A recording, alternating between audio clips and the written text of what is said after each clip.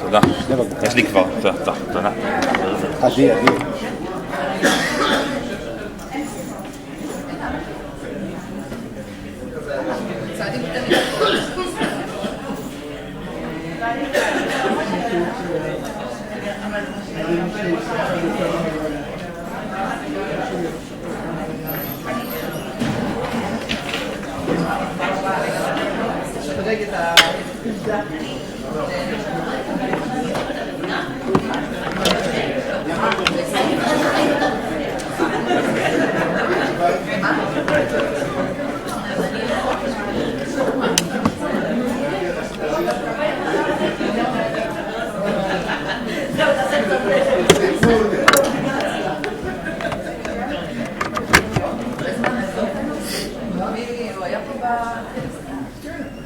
רציתי לחבר את זה כי זה לא... רגע. שנייה. עכשיו זה בסדר.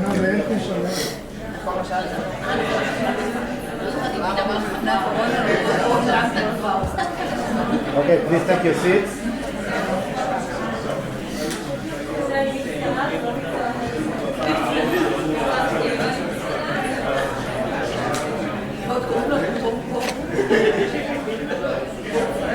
Okay.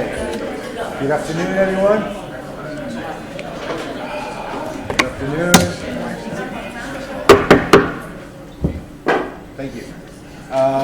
So we had several talks this year, one or two talks about NLP and language models, and it brought a lot of lively discussions about information through the brain. So today we're going to have another talk about large language models and NLP, but from a different direction. Instead of the scientific way to compare those to the brain, we have something maybe a little bit more meta-science on how are those networks, user networks can help us doing our scientific work, doing our research. So we have Tom Hope today from the Hebrew University from the Computer Science Department, and from the Allen Institute for AI, which has a center in Tel Aviv, I think. This is it's all over. All over. All right. So thank you, Tom. Okay, thank you. I'm not sure I'll be as controversial as comparing language models to the brain, but hopefully I'll be somewhat controversial. So let me get started with a quick slide of history. So what you see here is the first ever scientific journal published back in the year 1665. And this journal published on just about anything you could think of back then as science, from planets in outer space to whales in the ocean. So if you were a scientist or looking for scientific knowledge back then, this would probably be the place to go. But if you fast forward to today, of course, you have not one but many journals. For example, a quite striking figure is over 1 million biomedical papers are added every single year. So this explosion of scientific knowledge leads to a vast space of potential ideas we could explore. But when we consider a specific problem that we face, we only look at really a tiny fraction of all the potentially relevant knowledge and directions that we could look into. So, right, we have all this wealth of scientific knowledge, in theory, at our fingertips, but we are severely limited by our cognitive capacity to manipulate and synthesize and discover the information we need. So my research is about augmenting and scaling scientific discovery, taking this whirlwind of research and harnessing it as a sort of database holding humanity's collective scientific knowledge to help us throughout our different tasks. And the way I like to look at my research is based on decomposing the scientific process into all kinds of salient tasks and cognitive processes, and then building systems that can help us retrieve and synthesize knowledge to help us with specific tasks. And there are all kinds of tasks you could think of. Here's my own somewhat partial categorization. So one type of task is keeping our attention to areas of interest. How do we keep track of the explosion of relevant science that keeps coming out every single day? How do we identify problems and prioritize them? How do we select what to work on? I'm sure graduate students and PIs know all about this problem, right? We can select many different problems to work on. How do we select what the next thing we should invest our time in is? And then, given that we have chosen a problem, how do we form a direction? How do we generate solutions for specific problems? Of course, there are many other tasks like learning about new topics and understanding new research, communicating your work, collaborating with diverse teams, and of course, many tasks under running experiments and analysis. So the one different way to slice this, and also a way that I look at my research, is into higher level processes, such as the ones I just discussed, like selecting problems, forming directions, information seeking, learning and critiquing, and these are a selection of some of the main tasks I've been looking into recently, but also lower level tasks, specific applications. So I've been working on, for example, drug discovery, clinical prediction, helping computer science generate hypotheses, working with psychiatrists, material science, climate scientists, right? So this goes to show that we have such an explosion of different scientific fields, but on the other hand, there may be fundamental processes that kind of unify across them. So in today's talk, I want to discuss how we can use AI to specifically help us with the task of discovering novel directions. So a bit more specifically, building AI models that can harness all this whirlwind of literature to help researchers discover inspirations that make them think of new, useful, relevant scientific directions for their problems. Now, we are currently, and also as Jonathan said, in the midst of a revolution in artificial intelligence with large language models that have shown remarkable capabilities in helping us understand and make sense of complicated texts. For example, texts in the scientific literature or clinical texts. And this raises the prospect, this dramatic progress raises the prospect of using them not only to help us make sense of existing literature, but maybe helping us extrapolate toward novel directions not in the current literature. But it appears we're not quite there yet. So, as a Google DeepMind researcher recently put it, GPT-4 is less like having a human co-author. It's more like a mathematician working with a calculator. Particularly strong calculator, but still. And my own findings recently have also shown that GPT-4's suggestions for scientific directions tend to be mostly generic, incremental, and uninspired.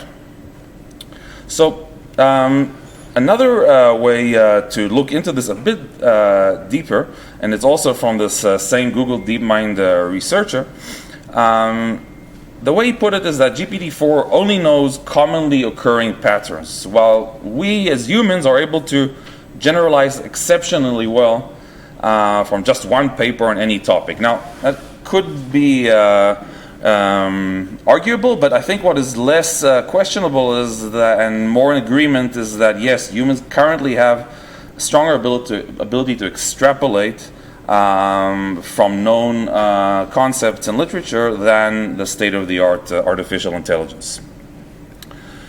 So how can we go forward? Well, one way is to look back at the past. So decades of research have looked into all kinds of computational aspects of innovation. In particular, one kind of broad line of work looks into cognitive creative mechanisms. So modeling the human creative process and trying to emulate it. So this goes back all the way to work from Nobel laureate and founding father of AI, Herbert Simon, who did kind of foundational work based also on his background as a cognitive scientist, not only a computer scientist, to push forward pioneering research on how we can use what was then known as artificial intelligence mechanisms to discover, for example, empirical laws in physics. And then there's also a related, let's say, kind of evolution of this line of work that looks into assisting humans by helping them with AI. So helping them with framing their problems, discovering inspirations, helping with ideation. For example, my own work on helping people discover analogies across different domains to help them find creative inspirations. Now, a second line of work, which is very different and doesn't actually talk to that first line of work, is called literature-based discovery. It also goes back decades. And what this line of work has shown us is that we can mine millions of scientific papers and use that information to predict links between concepts. Usually binary, discrete concepts, things like names of drugs and diseases. And each one of these lines of work have their own limitations and strengths, and part of what I do is to develop a kind of unifying perspective across these to take the best of both worlds and communities to create AI-augmented scientific discovery systems. So one way I like to think about this and demonstrate this is through a kind of umbrella term I call scientific matchmaking. So in scientific matchmaking, simply put, we have a challenge and we want to match it with some relevant directions. So, for example, here you can see a kind of illustration of many different groups of scientists across different areas, across different fields. So this is actually from real data that we extracted and built these kind of groups and networks of researchers across very diverse domains. And then you can imagine on one end of this kind of map, let's think of it that way, you have researchers who have a specific challenge. And then on the very other end of this map, we have researchers with a specific direction. But they don't know about each other, right? So this researcher with a challenge may benefit from that specific direction. So our goal, conceptually, is to flow knowledge and information and link across these diverse, isolated silos of information so that we can bring new ideas together. So what's a way to go about that? So first, we can start by extracting all the different challenges and directions that researchers are talking about in their papers. Right? So we go through millions of papers and we find explicit mentions of this is a problem, this is a risk, here is where we have a knowledge gap, or here is where we have some promising direction or initial hypothesis. And then you can do all kinds of things with that. For example, we built a search engine that helps you find out what you don't know in a specific area, right? So if you go to your typical academic scientific search engine and you type in, let's say, name of algorithm or name of a gene, right? You'll get a lot of statements that are mostly about what we do know, what experimental findings surfaced. Here we want to help you find about statements of gaps in knowledge or limitations or interesting challenges and directions at the edge of science. Now, given that we have this ability to identify these problems, the next step is to help you find inspirations for looking at these problems from different perspectives, right? So how to help you break out of your fixation around the current way you're looking at a problem by helping you look at it from different angles, turn it on its head, which is a way to find these inspirations, different perspectives and approaches for looking at problems. So one example for how we did this, and this is also with Daphna Shacha from computer science, is to build an analogical retrieval search engine, right? So you can take a very kind of toy example just for illustration. Think of the solar system and how it has some sort of structural abstract similarity to the atom. Right, so now imagine this with complicated real-world scientific problems. It's of course exceedingly difficult to find these analogies across science. So we made some progress in the ability to help you take a problem and then find some analogous problem from which you can bring out-of-domain inspirations.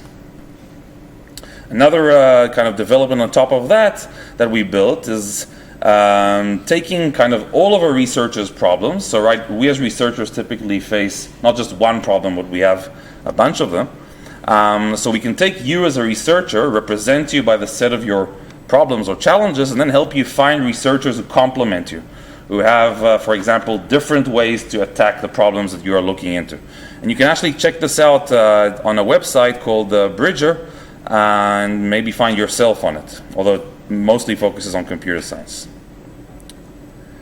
Okay, so, and by the way, this is kind of a whirlwind tour before I dive deeper into a few select works. So, now, let's say you you discovered some new paper or some new author that you don't know about, right? Part of the goal of inspiration is showing you information from outside your kind of comfort zone, the things that you already know. So what is likely to happen is that you'll discover all kinds of terms, methods, concepts that you just don't know anything about. For example, multi-RC, right? So let's say you don't know what that is.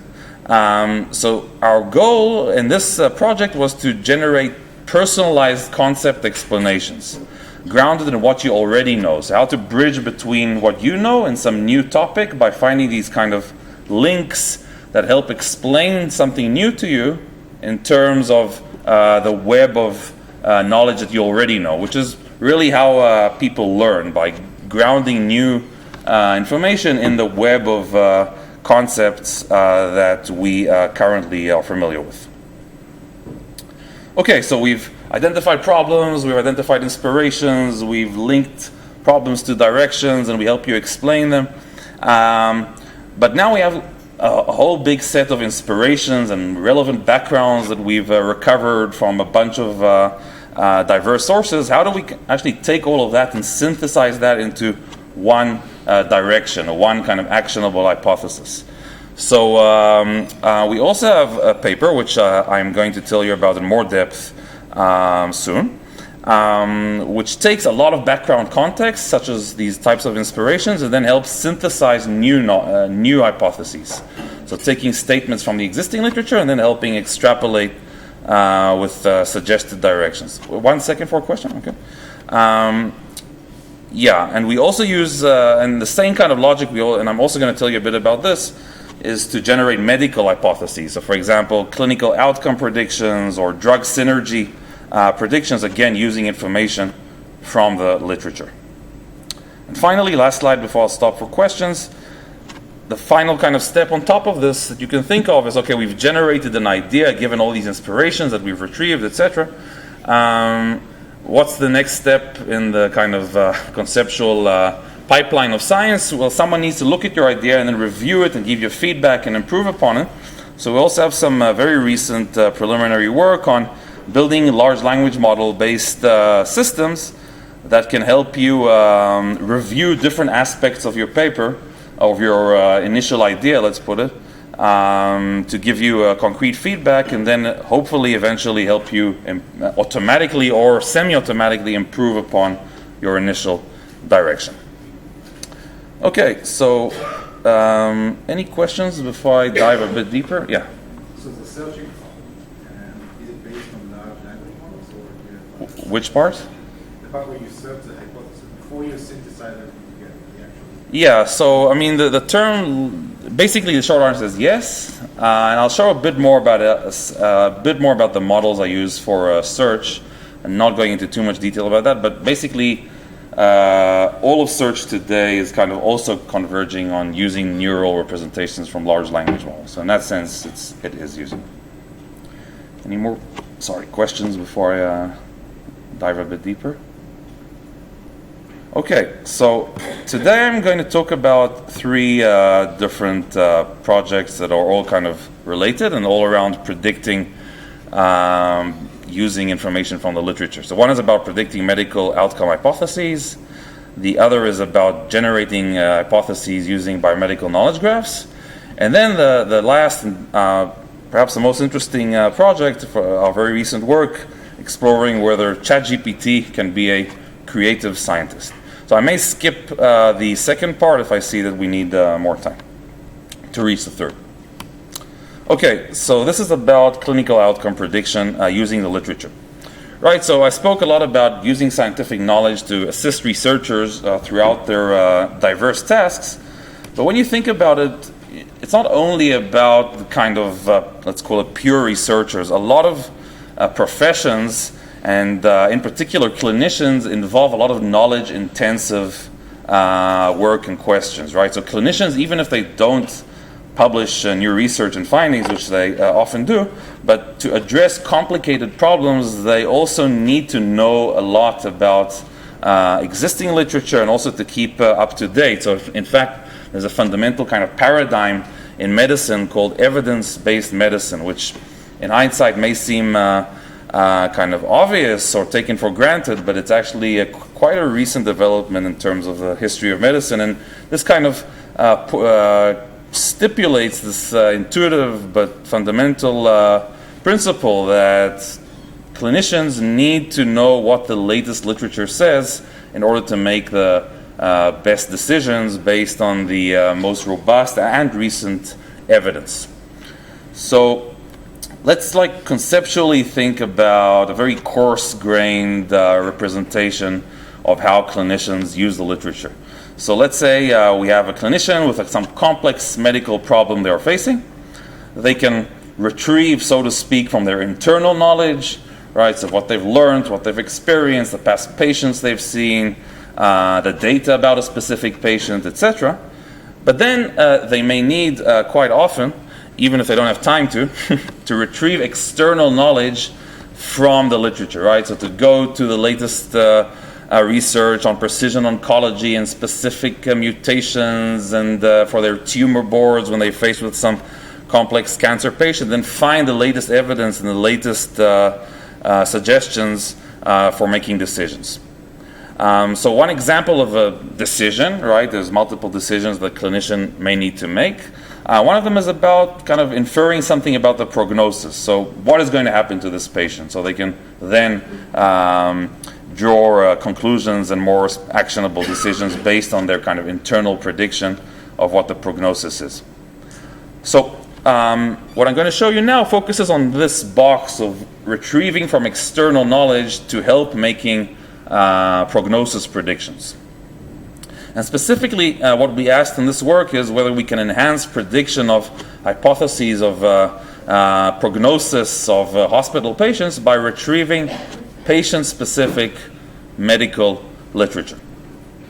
So when we want to predict the prognosis or outcome risk of a specific patient, we can look at the admission notes. So this is what the information we have about a patient when they come into the intensive care unit, the ICU, at least in the case of this specific experiment. And then you can kind of roll forward, look what happened at the discharge time, see what actually happened to the patient, and then try and predict that by rolling back and using during training only the information you have at admission time. So this is a well-known, very popular kind of task, right? Clinical outcome prediction. And state-of-the-art models predict these types of outcomes using internal data. For example, using patient notes and electronic health records.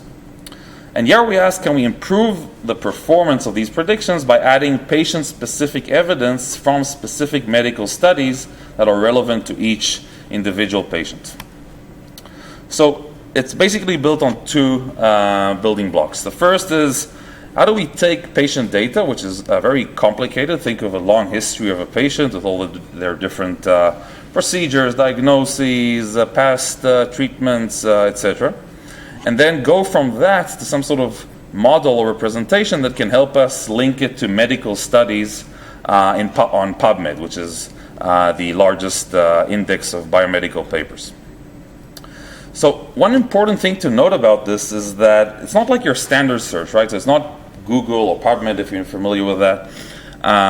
It's not a kind of typical search where you just think about the keywords you want to search for and then type them in and hope you find what you need, because one important thing to keep in mind is that when you're dealing with complex information, and a patient is definitely a type of complex information, you don't necessarily know what the query is to begin with, right? So especially true for physicians who see so many patients and they don't keep track and they don't exactly have the cognitive capability to link between some procedure that was given to the patient in another hospital 2 years ago to what currently they're thinking of doing, right? So in our model, the patient themselves is the query, right? So we take the patient and then we represent the patient in a way that allows us to find multiple potentially relevant papers.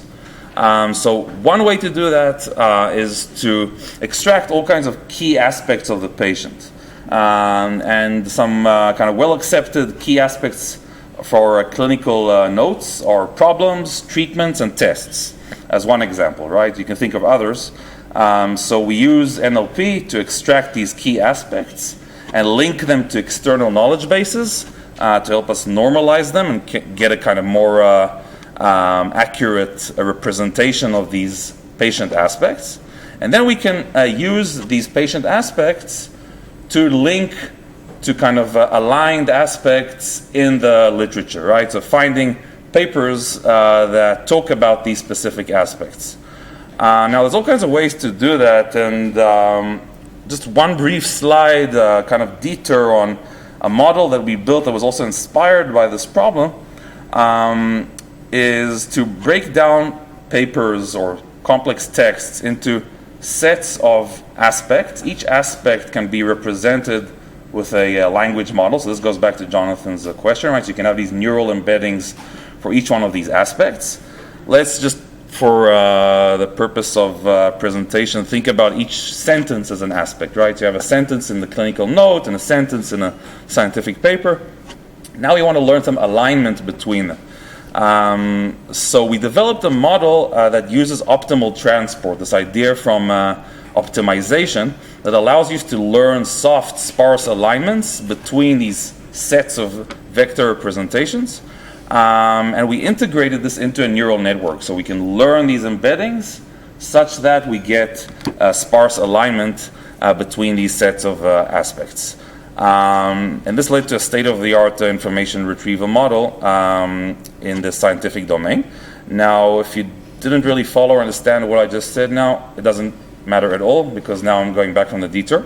So let's say we have this model that allows you to retrieve literature for specific patients. The second step is now to use the literature to predict the clinical outcomes.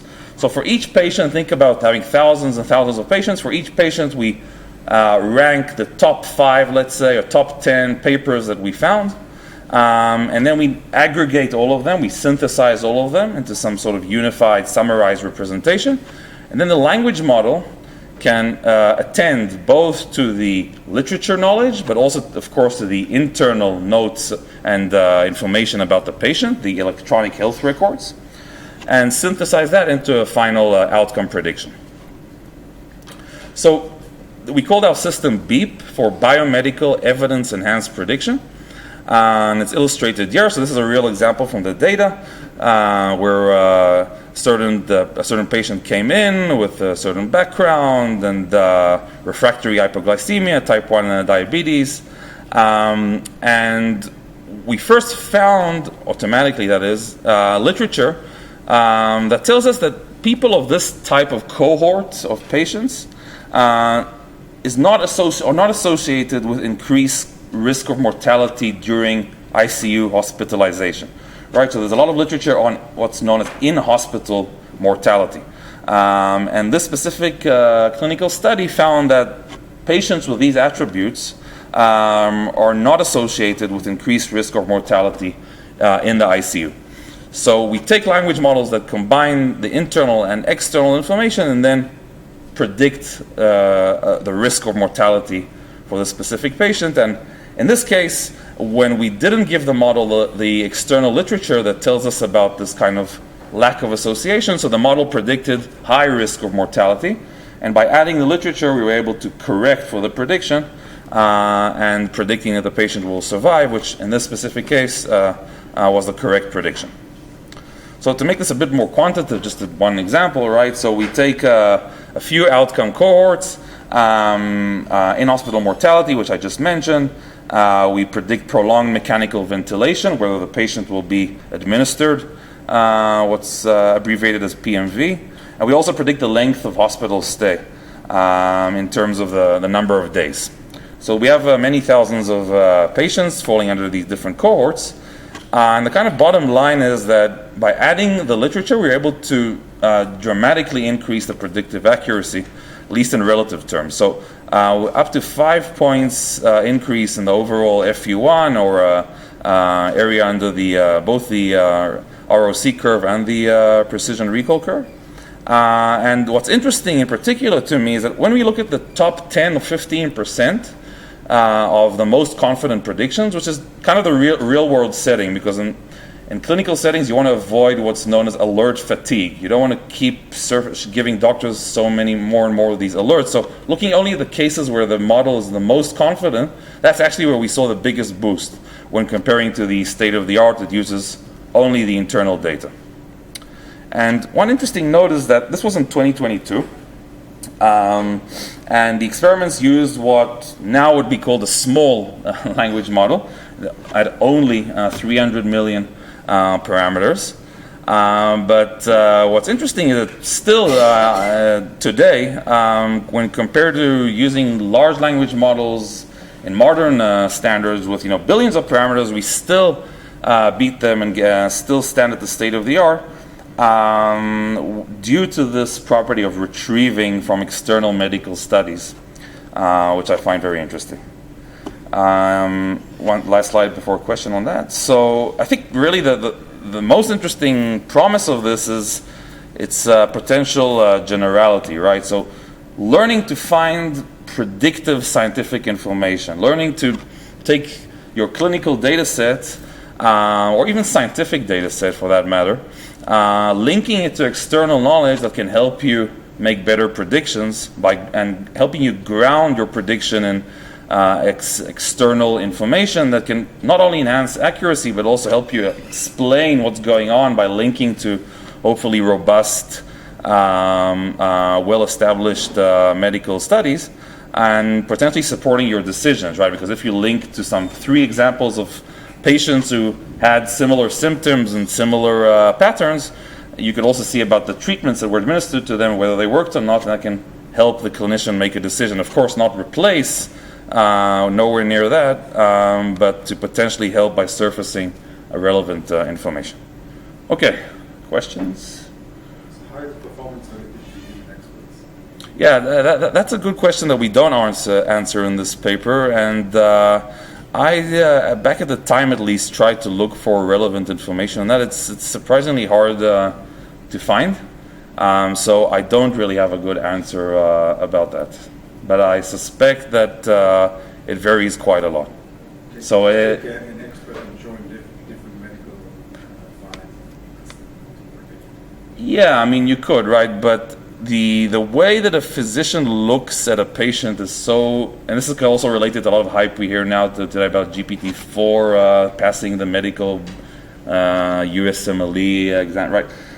Obviously, they don't look at a patient as a kind of snippet from the EHR, right? There's so much more context, and also just even the physical feelings and intuitions, which, despite kind of also being susceptible to biases, they probably also carry a lot of information. But there's also the charts and the imaging data, right? So there's so much more to making these predictions in the real world. It's kind of somewhat artificial test to just give someone a snippet of the EHR note and ask them, right? So it's not quite super realistic yet. Does the hospital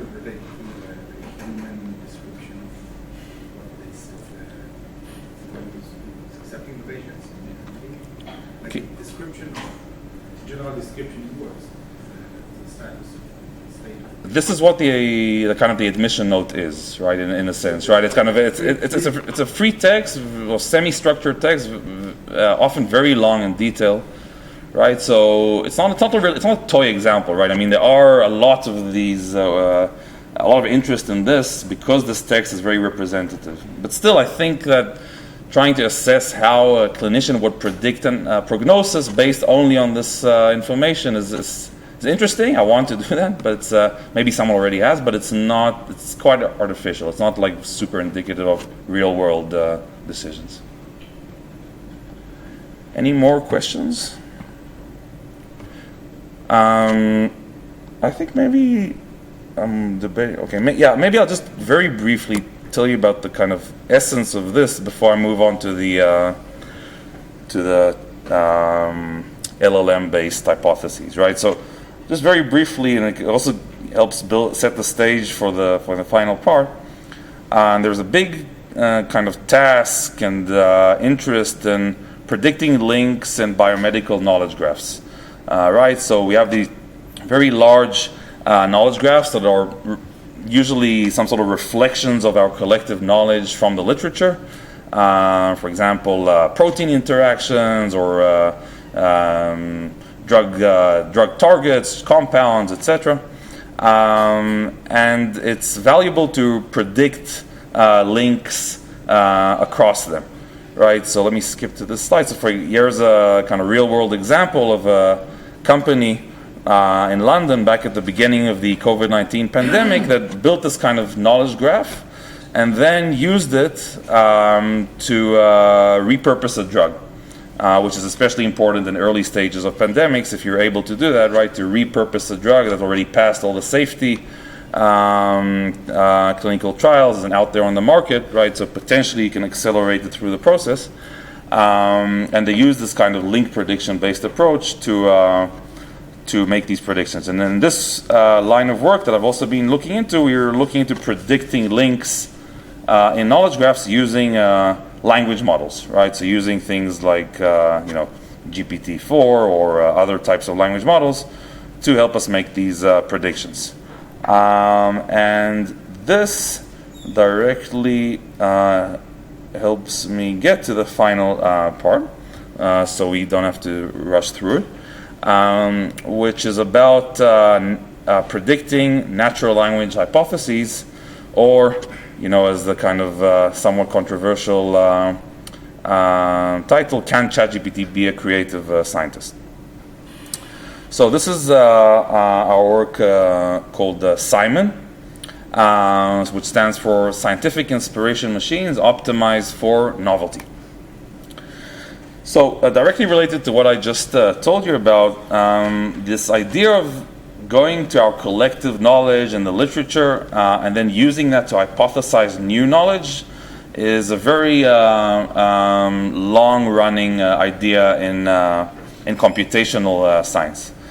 So in fact, some of it can be traced back to 1986, to pioneering work which is called today LBD, or literature-based discovery. And the basic idea is there that you can hypothesize binary links between pairs of concepts, and it's most often seen in the context of drug discovery applications. So hypothesizing a specific drug can be useful for a specific disease or target. And one of the most basic notions and principles that, at least in the early days, was at the basis of LBD was based on triadic closure.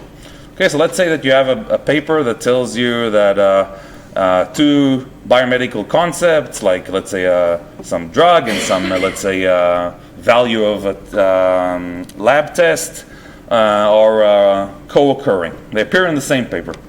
And then you have another paper that tells you that this specific lab test or symptom is kind of inversely correlated with some specific disease. So based on this kind of, let's say transitive or triadic intuition, triadic closure intuition, we can hypothesize that if this drug is related to this value, and then this value is kind of impacted by the disease, so why not hypothesize that this drug can be useful for this disease? And actually, with this very simple principle, the inventor of this literature-based discovery approach back in 1986 he ran a clinical trial, actually discovered a real treatment that then went into practice, and there were actually quite a few similar discoveries following.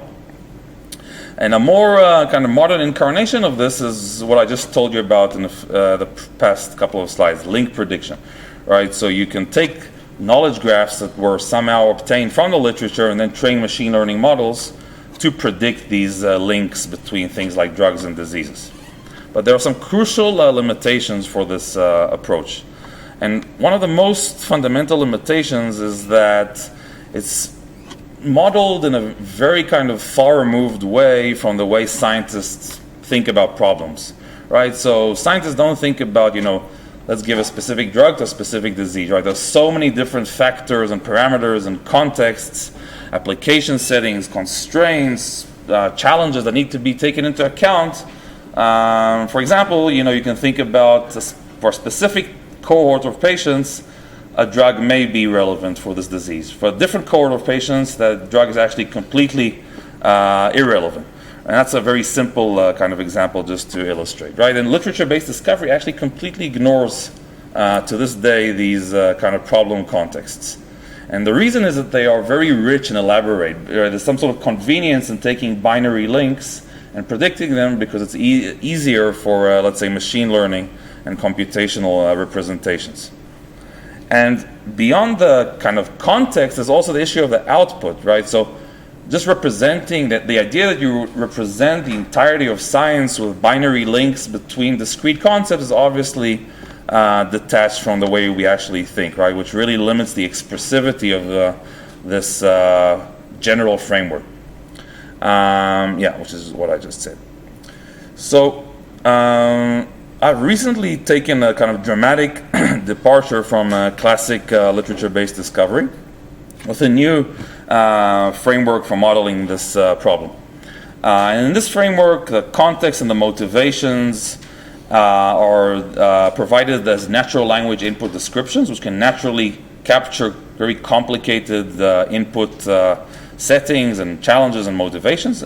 And the natural language output is also and the output is also natural language, right? So you can go, in theory, to kind of limitless expressivity using language. So, right, so like compositions of terms and complex recombinations, etc., which just predicting binary links is not going to allow you. So here's a sketch of what our approach looked like. And this is going to, I don't know if I say, this is going to appear in this year's ACL, the Association for Computational Linguistics conference. So in our approach, we take the background context, descriptions of these problems, motivations, focus points. We then retrieve all kinds of literature inspirations. For example, think of past problems and that are relevant or similar to your problem and the solutions that were previously proposed for those. And we then synthesize that to generate an idea, right? So given the background context, you generate a natural language suggestion for a new direction. And we also add a component that helps the models be more novel, right? So think about the way, again, coarse-grained manner, the way you think of new ideas. You come up with something, you go to Google Scholar or some other search engine, you check it out, you want to see if someone did something like that, you ask your colleagues maybe, or you just discover it one day before you submit your paper. And then you iterate, right? So you want to kind of quickly, or not quickly, kind of change your idea, contrast it with existing work, right? So we built in some mechanisms to help you iteratively boost your idea by comparing to existing problems and solutions. So in a bit more detail, we begin with some natural language description of a problem, right? So I don't know if you can see this, it doesn't really matter, but you can imagine any problem that you are currently working on. But for example, here it's about integrating the information from all kinds of different sources into training language models in a lifelong manner, and this is very expensive, right? So this is kind of a real-world description of a problem and a challenge, right? We want to do something, but the background is some other people have done X, Y, Z, and it's also very expensive, so we have some constraints on the computational aspects, etc. And then we retrieve inspirations. And we retrieve them based on various different sources. I won't go into all the details, but you can just think of this as different ways to query the literature. And I think the first two may be the most interesting. So semantic neighbors, not a super successful name actually, but what this means is that we take similar problems and then we look at the solutions that were proposed to them in past literature. And then we feed those as inspirations, right? Which is a very kind of fundamental way that we, as humans and scientists, think, right? We when we have a new problem, we either explicitly or implicitly map it to other problems that we already are familiar with, think about the solutions for those, which can then help us kind of recombine and blend together past solutions into something new. And we also retrieve all kinds of concept knowledge to help the model understand some of these intricate terms by using a knowledge graph. Okay, so then we generate the initial idea. In this case, it seems to be copying quite a lot from the background. It seems to be quite generic. So then we start by taking this idea. We create a query from this idea, and then we use this query to retrieve existing literature. Right, so then we find in this case very similar literature that tells us someone has already looked into continual learning from data streams for this kind of problem. So then we have the model kind of iterate, contrast to this existing work, and encourage it to depart from it. So then it improves a bit. It adds a dynamic knowledge distillation approach, etc. Still, we find someone else has already done knowledge distillation for this kind of problem.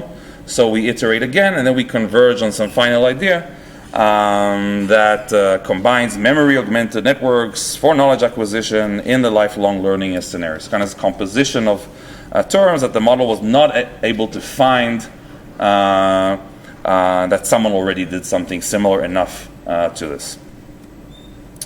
So to build the system, we actually make use of a lot of data from the literature. So we look at the literature as a kind of set of training data of problems and solutions, right? So for this example that I just showed you, there was an actual paper that was published about it that used this function-preserved model expansion to improve the efficiency of knowledge acquisition, right? So this is an example of a solution that was proposed in the context of a specific background challenge. So we use this data to build our approach, to train our models, to give them examples of past problems and solutions, and to build this knowledge graph, right? So we make kind of very rich use of the literature as a database of innovation, let's call it. Now, another way we use these past examples is to encourage novelty. So when we give the model some input background description, we observe that it often tends to copy from the background. It tends to kind of take the terms and concepts that already were fed as input by the user and kind of hashes them together or somewhat modifies them in a not very meaningful way. So we wanted to encourage novelty, to have the model generate things that are a bit further away from the background. So we call these in-context negatives, and the idea is actually very simple. So we create this kind of contrastive objective that encourages the predictions of the next tokens we want to generate to be distant from some random sample of the terms in the background, right? So, for example, in this case, if we want to generate an idea, we would have a penalty discouraging it to repeat some of these terms, which helps boost the novelty of the suggested ideas. And we also add another mechanism for encouraging novelty, and this is during inference, where conceptually we create this kind of penalty that compares not only to the input background sentence, but compares globally to the entire literature, right? So you want the generated idea to be distant sufficiently from the global reference literature. And kind of conceptually, you can think about wanting to minimize this penalty, but subject to some kind of, and I'm very hand wavy here, some basic constraint that your idea remains somehow relevant to the input background, right? So because you can just make, let's say, think about kind of creating some complete mumbo jumbo of combinations of concepts that is nowhere similar to any of the reference literature, but it's not relevant to the problem. So you want to somehow balance between the novelty but the relevance to the input problem. So we have some kind of very simple iterative algorithm for doing this. Okay, so can we use large language models for scientific inspiration?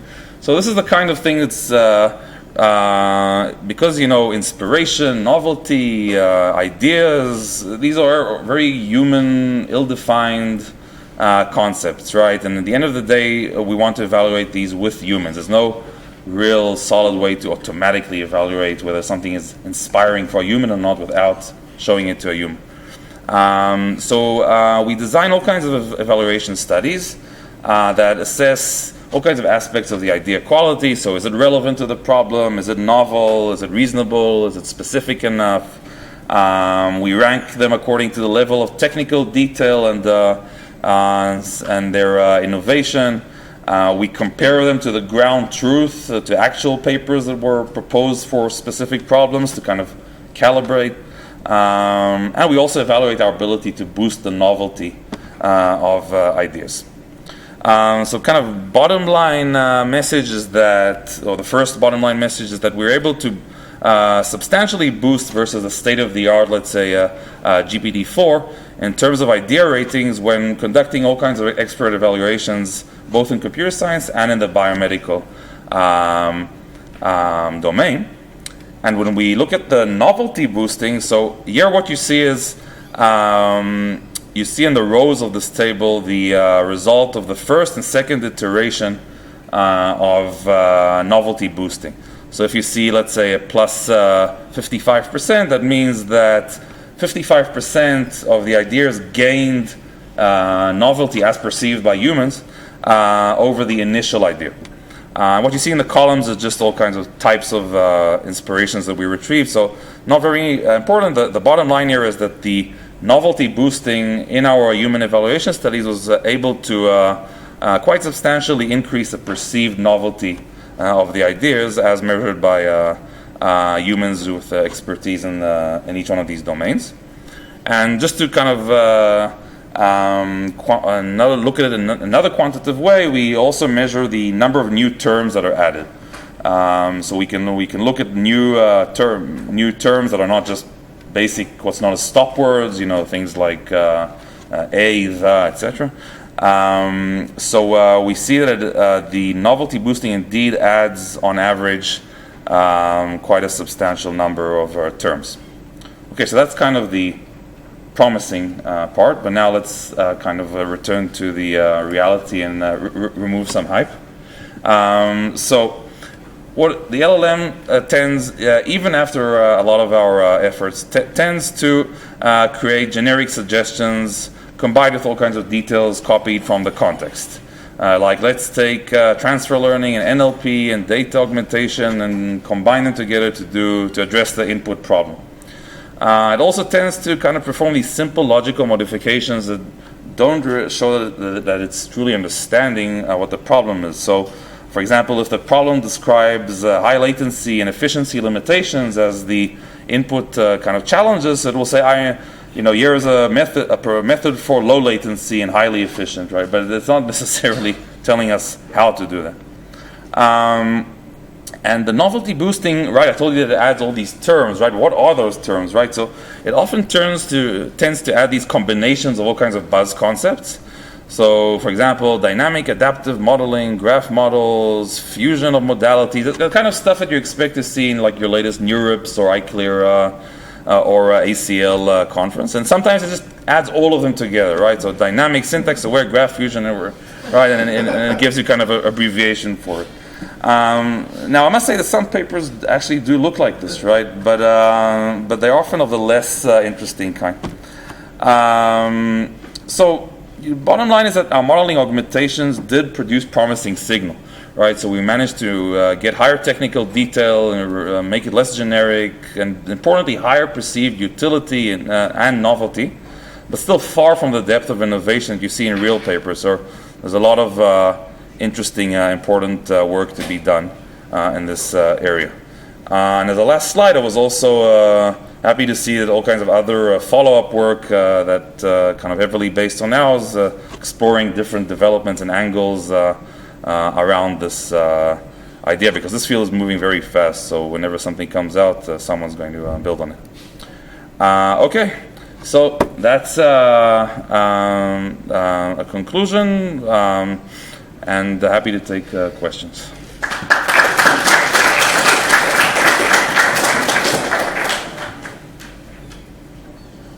Yes. So those large language models, GPT, they kind of trying purposely to reduce the hallucination from those networks. How does this affect the ability of those networks to make knowledge? Yeah, so it's the hallucination is not necessarily a problem here. It's more like something we want, right? So it's a feature. It's not a bug.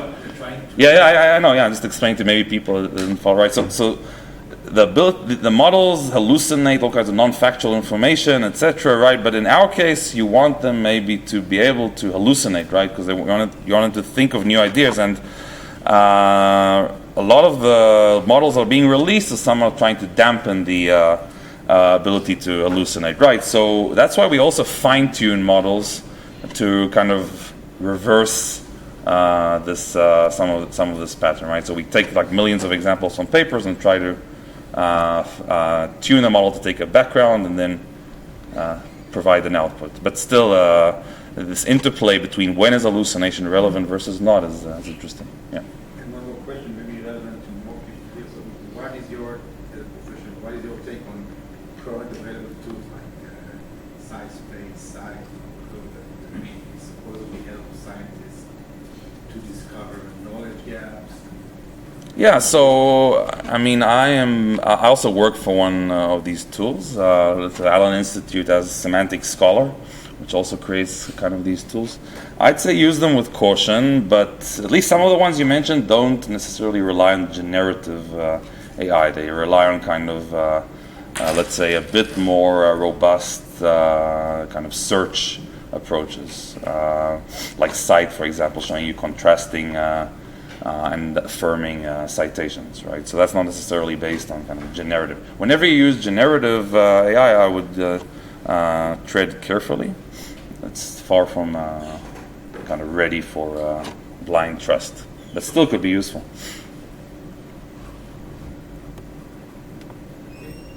Thank you.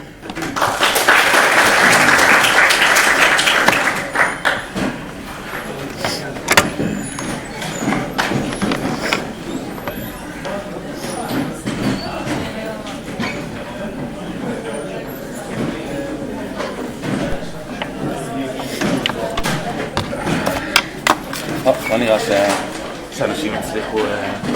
זהו, מבטיח, חשבתי שיהיה יותר. כן, גם אני קצת מפתח. כי דווקא הגיעו הרבה. כן, אני יודע בדיוק מה הסיבה. אולי הם חשבו שזה יותר קרוב למה שהם עושים.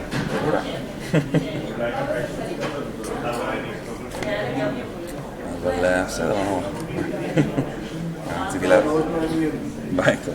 רציתי לה... לא יודע, חשיפה אלמנט החשוב. אני חושב, אני אלמנט. פחות הכי מהשאלה. טוב, תודה רבה. כן, נתראה. בטח באחד האלה.